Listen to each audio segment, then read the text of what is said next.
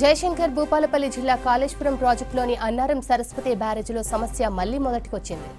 గేట్ల కింద మేట వేసిన ఇసుకను తొలగించి 2 నెలలు కాకముందే మళ్లీ భారీగా ఇసుక మేటలు పేరుకుపోయాయి.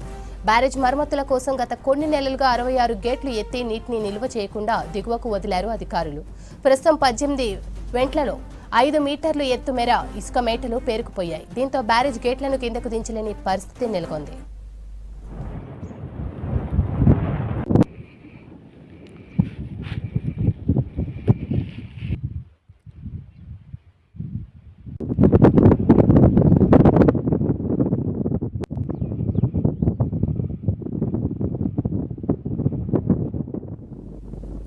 జయశంకర్ భూపాలపల్లి జిల్లా కాళేశ్వరం ప్రాజెక్టులోని అన్నారం సరస్వతి బ్యారేజీలో సమస్య మళ్లీ మొదటికి వచ్చింది.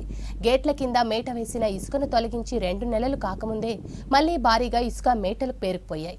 బ్యారేజ్ మరమ్మతుల కోసం గత కొన్ని నెలలుగా 66 గేట్లు ఎత్తి నీటిని నిల్వ చేయకుండా దిగువకు వదిలారు అధికారులు.